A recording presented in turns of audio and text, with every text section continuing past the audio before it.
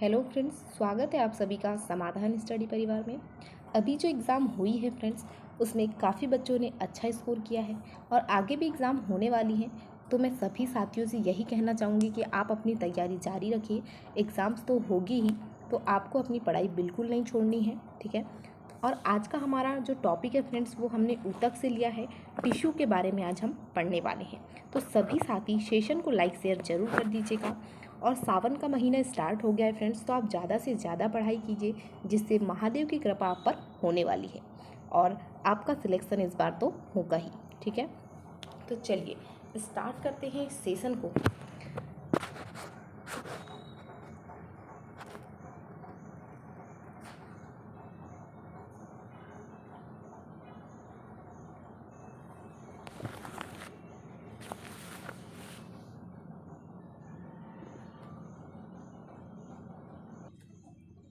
पहला क्वेश्चन है फ्रेंड्स, शरीर में सबसे अधिक पाया जाने वाला ऊतक है? संयोजी ऊतक, उपकला ऊतक, पेशी ऊतक, तंत्रिका ऊतक। आंसर कीजिएगा सभी साथी।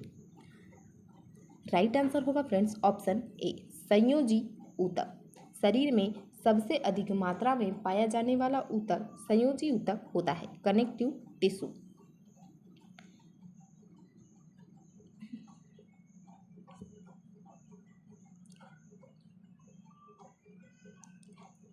संयोजी ऊतक सबसे अधिक पाया जाता है और जो इपिथेलियल टिश्यू है वह ऊतक अंगों की बाहरी परत, आंतरिक भीतरी परत स्तर का निर्माण करती है। मस्कुलर जो है टिश्यू वह प्रचलन एवं विभिन्न प्रकार की गतिविधियों के लिए पेशी ऊतक की आवश्यकता होती है। तंत्रिका जो तंत्र है वह समस्त अंगों के संचालन के लिए यूज होता है टिश्यू। नेक्स्ट है,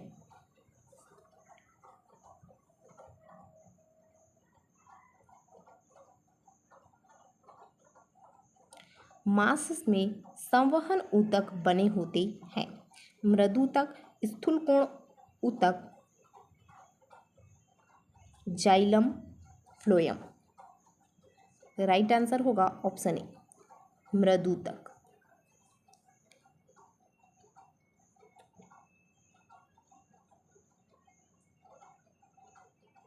जो स्थूलकोण ऊतक है उनके बारे में यहाँ पर दिया गया है।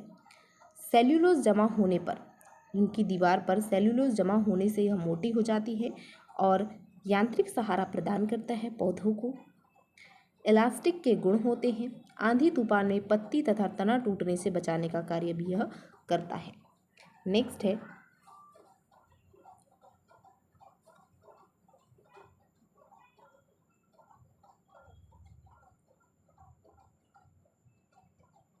फ्लोएम द्वारा खाद्य पदार्थ मुख्यतः स्थानांतरित होता है। फ्रक्टोज के रूप में, ग्लूकोज के रूप में, सुक्रोज के रूप में, स्टार्च के रूप में। आंसर होगा ऑप्शन सी, सुक्रोज के रूप में।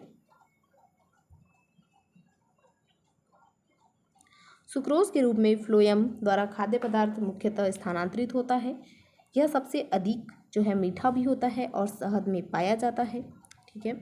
फोटोसिंथेसिस द्वारा निर्मित कार्बोहाइड्रेट स्टार्च के रूप में पौधों की जड़ तथा तने में संचित होता है। नेक्स्ट क्वेश्चन है, अधिकांश स्वपोषी पादप ऊर्जा के किस रूप में संचय करते हैं? CO2, H2O, starch, protein. जो ऊर्जा संचय है, अधिकांश स्वपोषी पादप ऊर्जा का संचय स्टार्च के रूप में करते हैं। तो ऑप्शन सी हमारा राइट आंसर होगा फ्रेंड्स।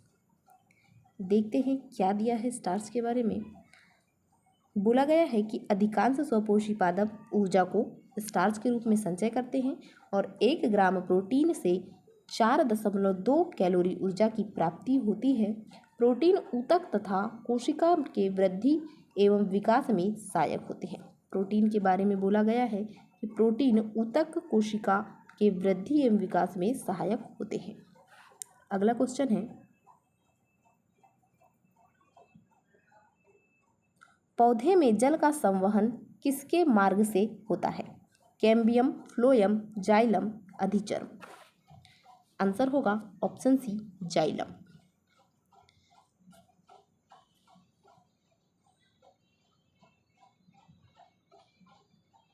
नेक्स्ट है, पौधे का वह भाग जो पानी एवं विलेयों को जड़ों से पौधों के अनेक भागों में ले जाता है, वह है फ्लोएम, जाइलम, ड्यूडिनम, स्क्लेरेसिड्स।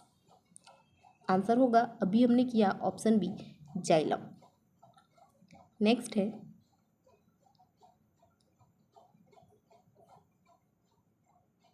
पौधे में जल की ऊपर की ओर गति कहलाती है जल स्त्राव, वाष्पन, वाष्पोत्सर्जन, रसारोहण। राइट आंसर होगा फ्रेंड्स ऑप्शन डी रसारोहण।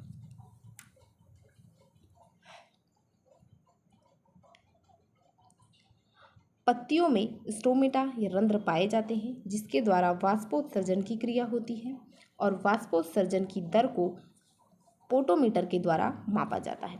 तो ये फैक्ट भी आप नोट डाउन कीजिएगा। क्वेश्चन के जो अदर जो वो फैक्ट हैं वह भी हम आपको करवा रहे हैं फ्रेंड्स। ठीक है, बढ़ते हैं नेक्स्ट क्वेश्चन की ओर।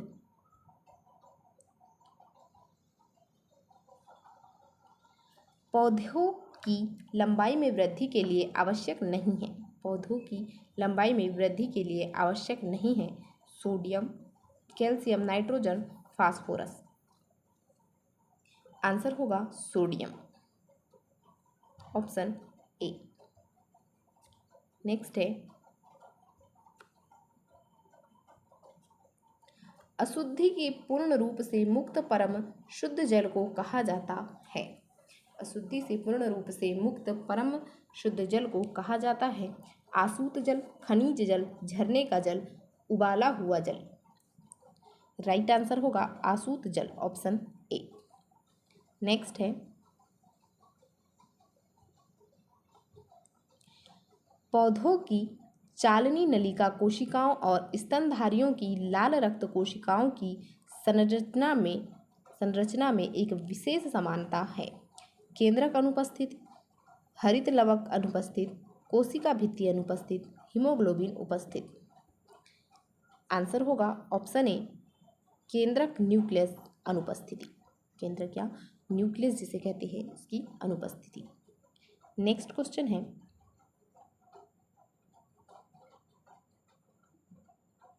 निम्नलिखित में से किस एक भारतीय वैज्ञानिक ने पादपों में जल के लंबी दूरी के अभिगमन का सिद्धांत प्रस्तावित किया?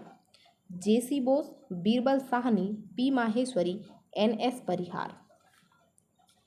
आंसर होगा ऑप्शन ए जेसी बोस।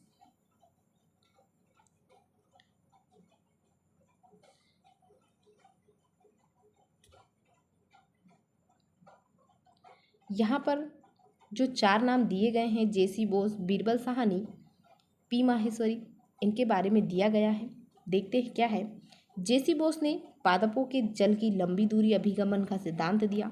बीरबल साहनी अंतर्राष्ट्रीय ख्याति के पुरा वनस्पति वैज्ञानिक थे। पी माहेश्वरी ने आवृत बीजी का परखनली निषेचन तकनीक दिया। यह बहुत ही इंपॉर्टेंट फैक्ट होगा फ्रेंड्स। जो आवृत बीजी होते हैं एंजियोस्पर्म, उनके परख नली निषेचन टेस्ट ट्यूब बेबी फर्टिलाइजेशन तकनीक पी माहेश्वरी के द्वारा दिया गया। अगला क्वेश्चन है, संवहनी पौधों में पानी ऊपर किससे जाता है? Phloem tissue, parenchyma tissue, meristem tissue, xylem. Answer होगा ऑप्शन डी जाइलम टिश्यू।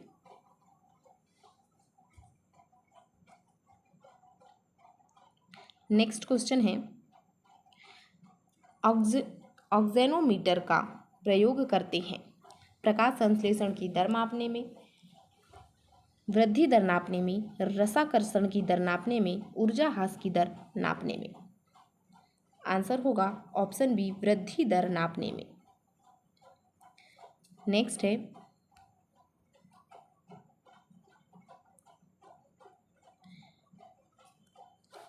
पौधों की वृद्धि दर नापने के लिए ऑक्जेनोमीटर का प्रयोग किया जाता है जिसका आविष्कार जेसी बोस के द्वारा किया गया था, जिनका पूरा नाम जगदीश चंद्र बोस है।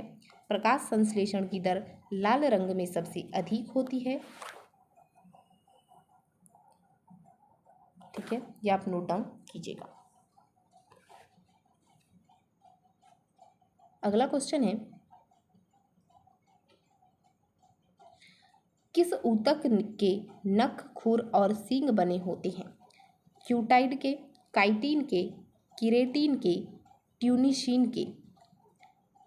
क्यूटाइड, काइटिन, किरेटिन, ट्यूनिशिन। आंसर होगा ऑप्शन सी, किरेटिन ऊतक के नख, खुर और सींग बने होते हैं। तो ऑप्शन सी हमारा राइट आंसर होगा।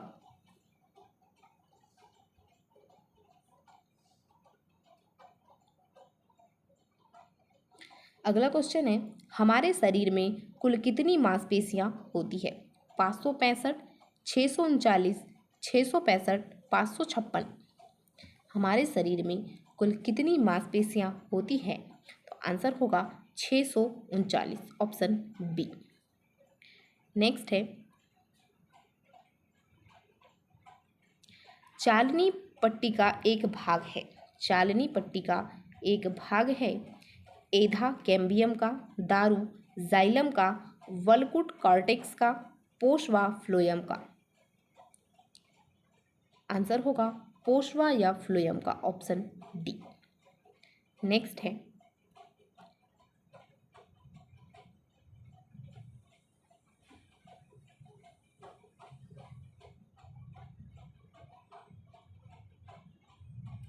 जल संवर्धन विधियों से पादप उगाने की प्रणाली को कहते हैं? जलानुवर्तन, जलभीति, जल संवर्धन, जलोद्भिद। आंसर होगा ऑप्शन सी, जल संवर्धन। जल संवर्धन विधियों से पादप उगाने वाली प्रणाली को जल संवर्धन कहते हैं। तो ऑप्शन सी हमारा राइट आंसर होगा। नेक्स्ट क्वेश्चन है, द्विबीज तने में दारू और पोशवाह के बीच में उपस्थित परत है। जो जाइलम और फ्लोएम है उनके बीच में उपस्थित परत है एधा कैम्बियम, मंड आच्छद, मज्जा पीत, रंभ। आंसर होगा ऑप्शन ए, एधा या कैम्बियम।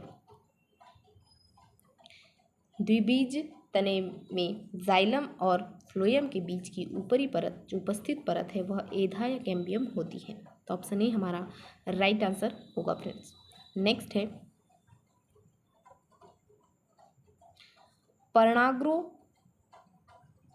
पर्णागो या फन में दारू जाइलम है।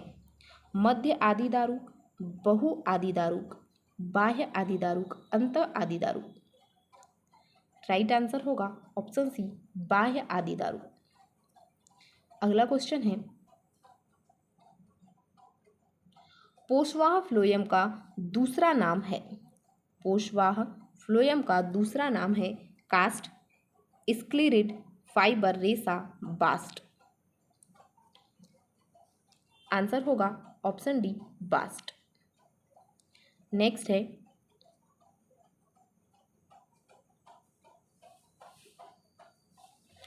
ऊतक जन जिसके बाह्य त्वचा बनती है वह है त्वचा जन, वल्कुट जन, रंगभन, गोपक जन। राइट आंसर है ऑप्शन ए, त्वचा जन। नेक्स्ट है, ऊतक संवर्धन की अवधारणा किसकी थी? Hofmeister Hanstein, Haberlandt, Hanning. Hofmeister Hanstein, Haberlandt, Hanning. Answer होगा हाफ मिस्टर, ऑप्शन ए। अगला क्वेश्चन है,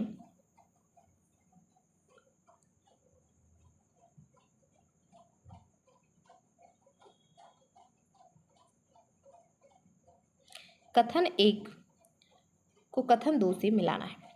सम्मिश्र ऊतक एक से अधिक प्रकार की कोशिकाओं से बनता है। कथन 2 है, विभज्योतक मेरिस्टेम स्थायी ऊतक के उदाहरण हैं। ए, कथन 1 सही है लेकिन कथन 2 गलत है। बी, कथन 1 गलत है लेकिन 2 सही है। कथन 1 और 2 दोनों सही, कथन 1 और 2 दोनों गलत।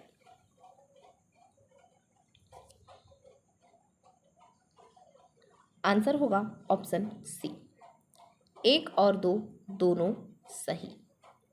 ऑप्शन ए सी हमारा राइट आंसर होगा। अगला क्वेश्चन है,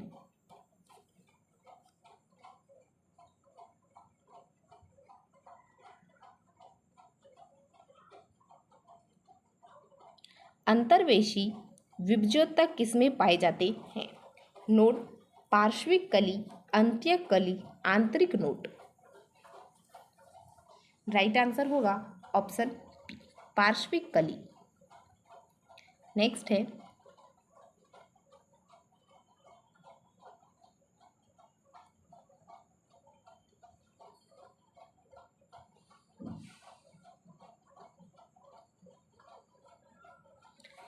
बहुत से तृणों की पत्तियां वलित और अनवलित होने में समर्थ होती है क्योंकि उनके मध्यरागी घेरे और स्पंजी पेरेन्काइमा में विभेदित नहीं होते हैं।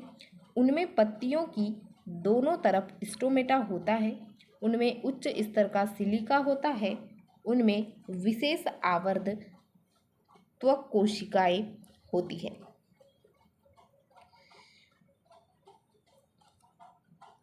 राइट आंसर होगा ऑप्शन ए, उनके मध्यरागी घेरे और स्पंजी पेरेन्काइमा में विभेदित नहीं होते हैं।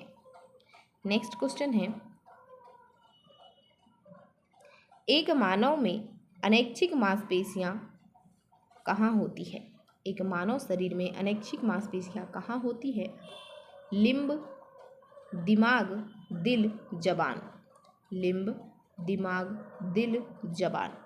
आंसर होगा ऑप्शन सी, दिल। नेक्स्ट क्वेश्चन है,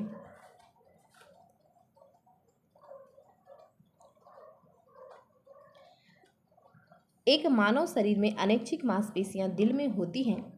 क्रिया मुख्यतः 2 प्रकार की होती है, ऐच्छिक और अनैच्छिक क्रिया। ऐच्छिक क्रिया के लिए प्रयत्न करना होता है जो स्वतः नहीं हो सकता, जैसे चलना, बोलना। अनैच्छिक क्रिया जो अनचाहे होता है, स्वतः होता है, उसे रोका नहीं जा सकता, जैसे छींकना, पलक झपकना। अगला क्वेश्चन है, मानव त्वचा की औसत मोटाई कितनी है? मानव त्वचा की औसत मोटाई कितनी है? 2 mm, 0.5 mm, 1 mm, 1.2 mm। Answer होगा ऑप्शन बी, 0.5 mm।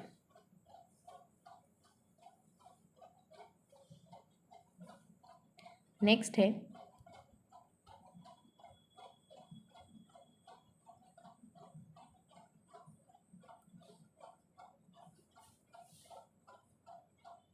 निम्नलिखित में से कौन सा मानव शरीर की परमाणु संरचना का हिस्सा नहीं है? Hydrogen, phosphorus, carbon, lead. Hydrogen, phosphorus, carbon, lead. Answer होगा ऑप्शन डी, लेड। लेड या सीसा। नेक्स्ट है,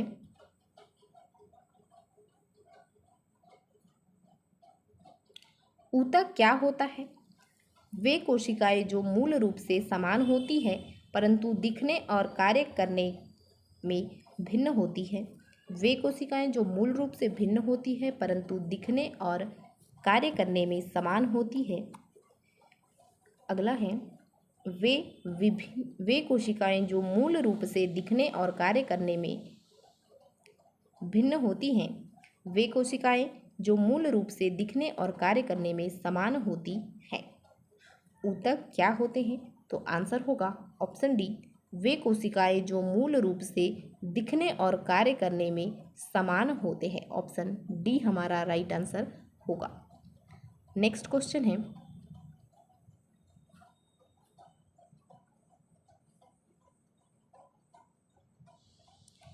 ऊतक शब्द का प्रयोग सर्वप्रथम विंचट ने किया, उन्हें ऊतक विज्ञान का जनक कहा जाता है। कोशिकाओं से ऊतक और ऊतकों से अंग का निर्माण होता है। तो आप ये नोट डाउन कीजिएगा, ऊतक शब्द का प्रयोग सर्वप्रथम विंचट ने किया था और विंचट को ही ऊतक विज्ञान का जनक कहा जाता है, फादर ऑफ हिस्टोलॉजी। नेक्स्ट है, स्थायी ऊतक के निर्माण के लिए एक स्थायी संरचना, आकार और क्रिया अपनाने की प्रक्रिया को कहा जाता है। विभेदन, एकीकरण, विरचन, खटीकरण। आंसर होगा ऑप्शन ए, विभेदन। नेक्स्ट है,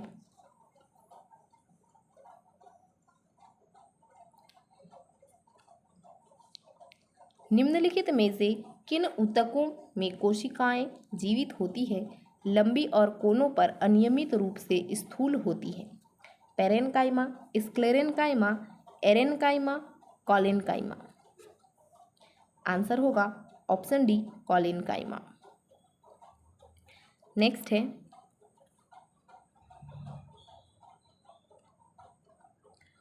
ऊतक के बारे में कुछ दिया गया है तो पढ़ लेते हैं। ऊतकों का अध्ययन हिस्टोलॉजी कहलाता है। एपिथेलियम ऊतक 4 प्रकार के होते हैं। संयोजी ऊतक को 3 भागों में बांटा गया है। अस्थि ऊतक की कोशिकाएं ऑस्टियोब्लास्ट कहलाती हैं। ऑस्टियोब्लास्ट कठोर मैट्रिक्स में स्थित होते हैं। मैट्रिक्स में कैल्शियम एवं फास्फोरस के लवण पाए जाते हैं, जिसके कारण मैट्रिक्स कठोर होता है।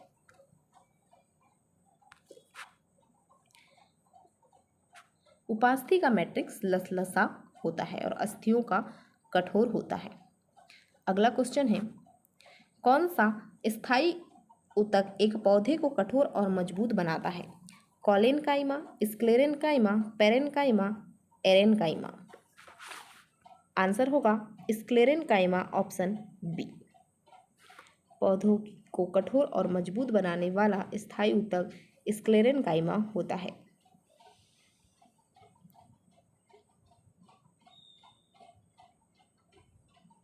स्क्लेरेन्काइमा जो है उसमें जीवद्रव्य नहीं होता है। अगला क्वेश्चन है, निम्न में से कौन से पौधे के ऊतक कोशिका विभाजन में सक्षम है? विभज्योतक, स्क्लेरेन्काइमा, जाइलम, पेरेन्काइमा। आंसर होगा ऑप्शन ए, विभज्योतक। नेक्स्ट है, मनुष्य में एक संयोजी ऊतक के उदाहरण को पहचानें। मांसपेशी, रेशे, हड्डी, कोशिका। संयोजी ऊतक के उदाहरण मनुष्य में हड्डी होती है, तो ऑप्शन सी हमारा हड्डी इसका राइट आंसर होगा। नेक्स्ट है,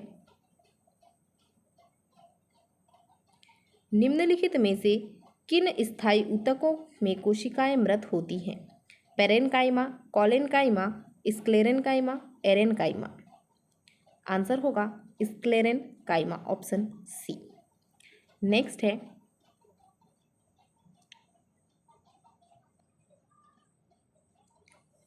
खालिस्तान ऊतक रक्तवाहिका के व्यास को बदल देता है। हृदय, मांसपेशी, उपकला, हड्डी। खालिस्तान ऊतक रक्तवाहिका के व्यास को बदल देता है। आंसर होगा मांसपेशी ऊतक, ऑप्शन बी। नेक्स्ट क्वेश्चन है,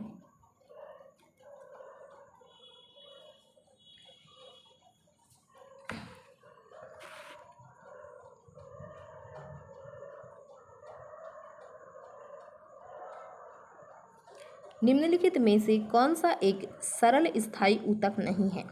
कोलेन्काइमा, जाइलम, पेरेन्काइमा, स्क्लेरेन्काइमा। सरल स्थायी ऊतक नहीं है। आंसर होगा ऑप्शन बी, जाइलम। नेक्स्ट है,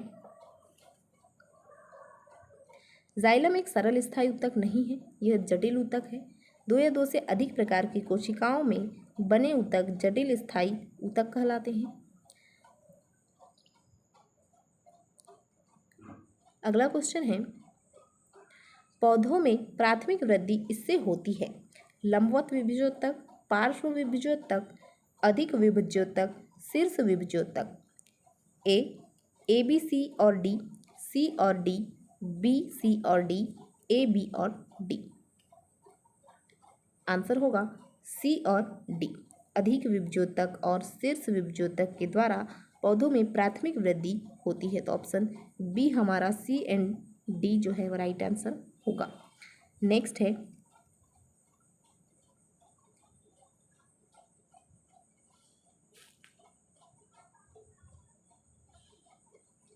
the flexibility in plant is due to blank tissue, xylem, collenchyma, sclerenchyma, phloem. Answer होगा ऑप्शन बी कॉलेनकाइमा। नेक्स्ट है,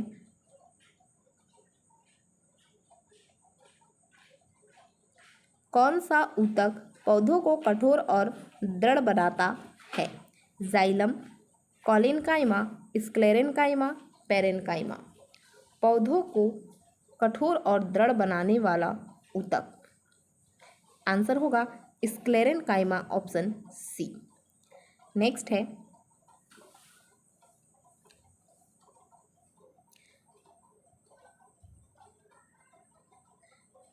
यहाँ एक पॉइंट दिया गया है फ्रेंड्स, जाइलम ऊतक को चालन ऊतक भी कहते हैं, और जो नारियल को बाहरी रेशेदार छिलके होते हैं नारियल के, वह दृढ़ ऊतक का बना होता है।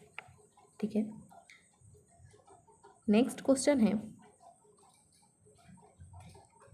अधिक अंतरकोशीय प्रसार के लिए खालिस्तान कोशिकाएं विरल रूप में संचरित होती हैं, collenchyma, sclerenchyma, parenchyma, phloem. Answer होगा ऑप्शन सी पेरेनकाइमा। नेक्स्ट है, अधिक अंतरकोशीय प्रसार के लिए पेरेनकाइमा कोशिकाएं विरल रूप में संचरित होती हैं। पेरेनकाइमा अत्यंत सरल प्रकार का स्थायी ऊतक है। यह एरेन तथा एरेन तने, जड़ एवं पत्तियों के एपिडर्मिस और कॉर्टेक्स में पाया जाता है। सेशन अच्छा लगा हो लाइक कीजिएगा फ्रेंड्स, शेयर कीजिएगा। सेशन यहीं तक है तो सभी साथी सेशन को लाइक शेयर जरूर कर दीजिएगा। मिलते हैं अगली क्लास में। Thank you for watching.